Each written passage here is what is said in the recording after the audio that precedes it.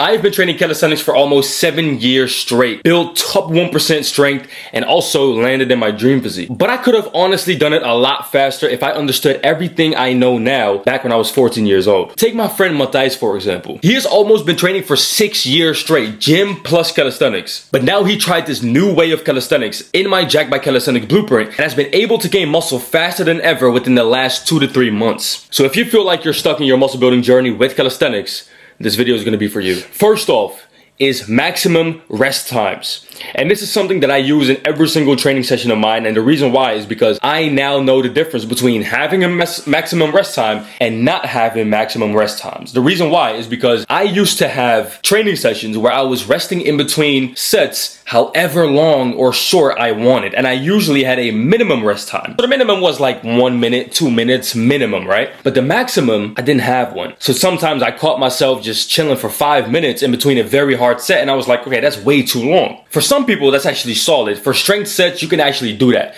But the reason why I wanted to now include a maximum rest time in between my hypertrophy training sessions is because I knew that if I wanted to train harder, I had to say to myself, okay, we're gonna now go into another set without me actually being totally mentally and physically ready for it. And of course, when you're doing an insanely difficult set, right? Let's say you do push-ups all the way to failure and you do it extremely to failure. I, of course, don't want you to rest very short, but you should have a maximum rest time to be able to say to yourself, you know what, even though I feel burnt out, I feel tired, I need to train hard to build muscle. Let me go into my set right now to be able to gain muscle with it, to be able to come better and to train harder. This is something that you need to learn. So first of all, train harder. Second off, you're now going to be pushing the pain barrier. So the pain barrier is basically the limit of where you can go. So it's the barrier of how much pain you can actually handle for yourself, right? So let's say you're doing pull-ups and push-ups and dips and you're doing all types of exercises. And at like the 12th rep with a certain weight on the pull-up, you're starting to feel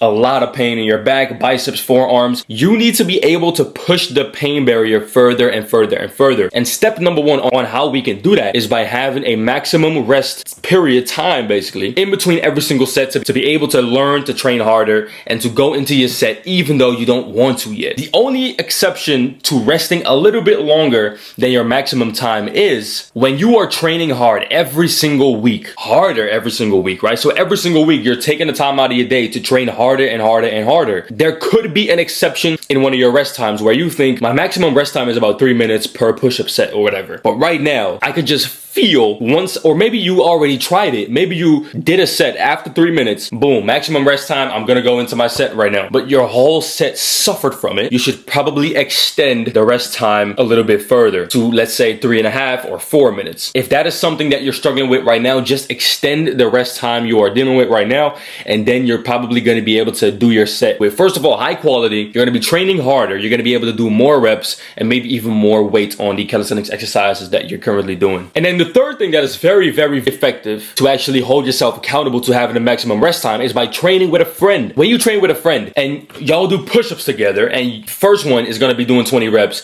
then the second one is going to be doing 20 reps, and then you're going to repeat the process over and over again. The reason why this is so effective is because the moment when your friend is done, you jump right into the set. You don't have time to think about when should I jump into the set, when am I going to be doing my set, when is 2 minutes over, when is 3 minutes. You don't have to time anything. When you train with a friend and he does a set of push-ups, the moment he is done, you go into your set of push-ups. And this can sometimes be 1 minute, 2 minutes, 3 minutes, but this is something that you're going to be able to use to gain more progress and to train harder. For example, every single time me and Matthijs train in my backyard, right, and we do push-ups, pull-ups, we do most of the time chest and back together. When he does a set of pull-ups, for example, a set of wide grip pull-ups, and then dropping the weight to body weight, and then doing another set of pull-ups to failure, the moment he is done with that, I go straight to the pull-up bar and do the exact same thing. The moment I'm done with that, Matthijs is now going to do his set again. So we're basically just keeping it back to back, back to back, back to back. And this is how you learn to train hard. And this is an accountability factor for you to never actually rest longer than you should. The second thing that you should do to actually get insanely jacked with calisthenics is by learning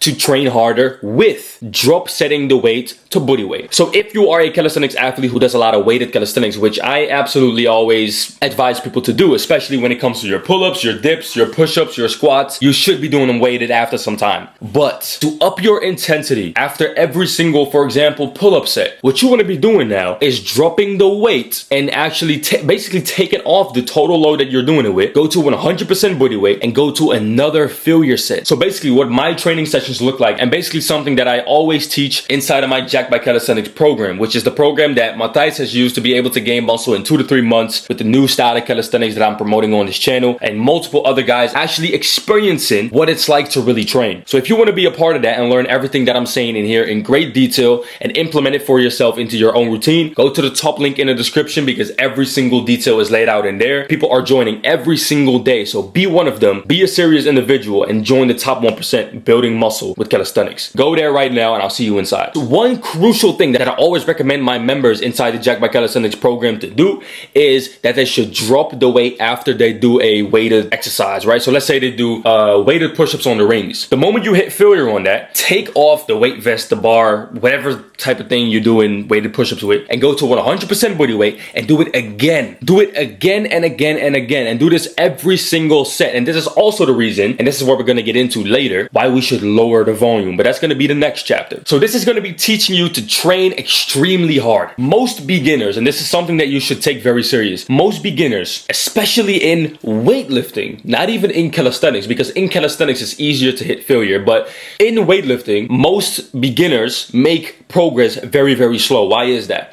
Because in calisthenics, you can actually pick the weight. In calisthenics, you cannot pick the weight. In weightlifting, you need to basically choose what you're going to do. And the most beginners, most even intermediate, pick weights that are too easy for them. So they're going to be going easy on themselves so that they don't have to go past their pain barrier, so that they don't have to actually experience real soreness the next days. They want to go easy on themselves. But with calisthenics, this is physically impossible because you need to actually choose to go with your body weight and maybe even add additional weight to it. So the moment when, for example, body weight becomes easy, you're going to go to weighted calisthenics. So fine, you're doing good. Let's say you do 45-pound pull-ups, which is fucking amazing, right? The moment you hit failure on that, which is probably going to happen because doing pull-ups to failure is way more easy than doing the lat pull-down to failure. What I want you to do to extend the intensity that you're now training with, take off the weight belt, take off the weight vest, whatever you're doing with weighted pull-ups, and do body weight reps all the way to failure again. And trust me, when you start to get consistent on this, this is the moment when you're going to be shocking your muscles, okay? The shocking principle basically goes as follows. If you don't know what shocking your muscles is, if you don't know what that means, if you don't know how to do it, your body gets adapted and get used to certain exercises, certain loads, certain patterns very quickly. So after a little while, we want to shock our muscles and basically tell them, yo, we're going to be doing something different today, bro. You're not going to be seeing what's coming. You're not going to be knowing what I'm going to do today. Even though most of the time, if you stick to the same old thing every single day, your biceps, triceps, every single muscle in your body is basically going to know, hey, we don't need to really like adjust for this. We don't need to adapt for this. This is something that we're used to. It's good. We're solid right here. So you need to actually confront harder work and go through that harder work and push the pain barrier further and further and further and change up your routine in such ways that you're now going to be shocking your muscles. So you should do this on push-ups, pull-ups, dips, your squats, your lunges, your pike push-ups, your isolation work. You should do this on every single exercise, every single progressive overload pattern that you're doing from every single couple of, doesn't matter what it is, weeks, months, days. You should always try to switch something up in such a way where your muscles are going to be like, oh shit, okay, yeah, we need to adapt to this. We're not used to this shit. This is insane, right? And that's how you're going to be building muscle with calisthenics. But why is it easier with calisthenics than with weights? Because as I said, with calisthenics, you cannot choose how much you're going to lift. You have your body weight and that's it. If you want to actually go heavier with the calisthenics movement, you do weighted calisthenics. But that's on top of your body weight that you're already doing, right? So it's going to be harder and harder and harder, but easier and easier and easier to hit failure and to train hard with calisthenics. This is why, for example, people inside of my program, they do one workout and it's like, holy shit, this is the hardest thing I've ever done. And the reason why is because you have a selected weight that you do not have control over, and you have to get comfortable with that. Now, let's get into the third chapter, and that's going to be lowering the volume, because we just talked about how to train harder, but now we need to actually adjust the volume in such a way where you're now really going to be building muscle properly by recovering from your intense work. Because a lot of people make the mistake of actually knowing how to train hard, but their volume stays the same.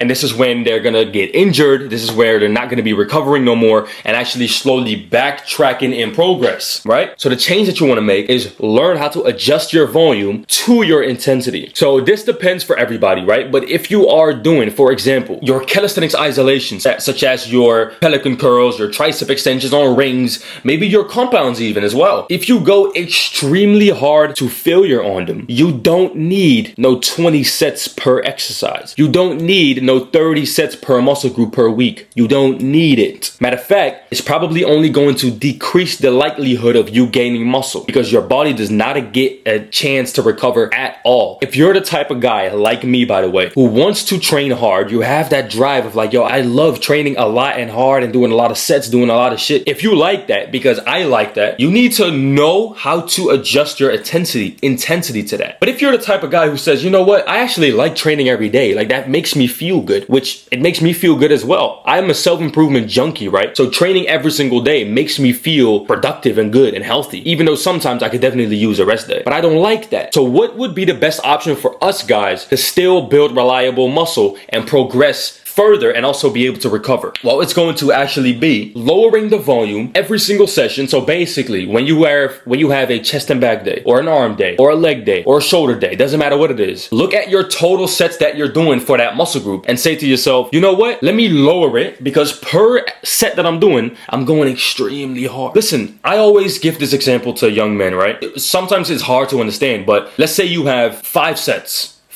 of push-ups, and every single one of those 5 sets you're doing moderately hard. You're training pretty hard per set, but not really, because you don't really need to train extremely hard if you have 5 sets, right? Of course, I still want you to go all out, but not all out as in with 1 set, for example. So if I were to had a gun to your head right now and I said you only can do 1 set and build muscle with it, what would you do with that set? You would probably go all out. You would spend 20 minutes on that one single set. So you're gonna go, first of all, to failure with a certain weight or with a pull-up. Doesn't matter, you're gonna go all the way to failure, then you're gonna drop the weight and do another set, and then you're gonna rest and pause, do more, then you're gonna do negatives, then you're gonna do, because it's 1 set, you need to make the most of it. But if I were to tell you you have 5 sets to spend on this exercise or muscle, you would have probably go a little bit easier, right? Exactly. So when you lower the volume, intensity needs to be increased, but this also allows you to actually train more days. So if you're the type of guy who likes that, go ahead and do that. But if you're the type of guy who doesn't actually like to do that and you like to actually train only twice a week or 3 times a week, then my recommendation would be, per exercise that you're doing, have a pretty high exercise selection, but also do a lot of sets so that you have enough for the entire week. The good thing about training with lower volume though, is that your quality actually stays pretty high. So when you have, for example, 20 sets of squats to do with the same amount of weight, the same amount of rep goals, probably the first set is not gonna look the same as the 20th set, right? The first set, you're probably gonna do the perfect quality ever, right? Boom, perfect. But the 20th set is gonna be bullshit. You're gonna be doing half reps, you're gonna try to get full reps, but you're not getting them. The form is shit, you're gonna be bending over because you're just fatigued. If you actually have less sets, you are forcing yourself to keep the quality high per set. And this is why people who do low volume, but extremely high intensity and high quality, gain very quickly muscle. And this is my style of calisthenics training in the Jacked by Calisthenics blueprint. So if you want to do that yourself, go ahead and click the top link in the description, and you're going to be able to master the progression from going from skinny to jacked, from going from weak to absolutely strong, with using ring training, using body weight training, weighted calisthenics training in 6 months time. Then step number 4 is going to be control the reps to increase the pain. A lot of people like to say no pain, no gain. I absolutely believe in that. The more pain you go through, positive pain, by the way, you have bad pain and you have good pain, but the more good pain you go through, the more your body is going to adapt. So if you are going through a set where you're taking it so far to failure, you're putting absolutely all of your effort into it, but you're keeping the quality high, you're burning your muscles to the absolute max, for example, on a dip or on a push-up, don't you think your muscles are going to adapt to that? Of course they are. This is basically what I call the shocking principle, right? Like, you need to go through that phase and learn how to basically shock your body so hard that your body says to yourself, because if we're gonna do this again, I need to adapt, I need to be ready. So it's gonna change, so it's gonna grow and become stronger. So if you wanna actually start by doing that, is first of all, as I already said in the second topic, which was drop setting each and every single set, but Now we're gonna also do it by controlling each and every rep that we're gonna do. So as you can see, the transformation between when I just quit my gym membership and fully focused on training in my backyard with rings and weighted calisthenics, the difference between me doing dips, for example, right here, and me doing dips right here, the difference is quite big. In the second one, I'm stronger and I gain more muscle. Why did I gain more muscle? Because in the first clip, I actually started focusing on like, okay, let me just do it. Let me just do the reps as best as I can with like the most amount of weight, the most amount of reps, the most amount of sets. But in the second clip, I said, fuck that. Let me go ahead and actually up the quality by, first of all, controlling the reps so that I can get more time with attention,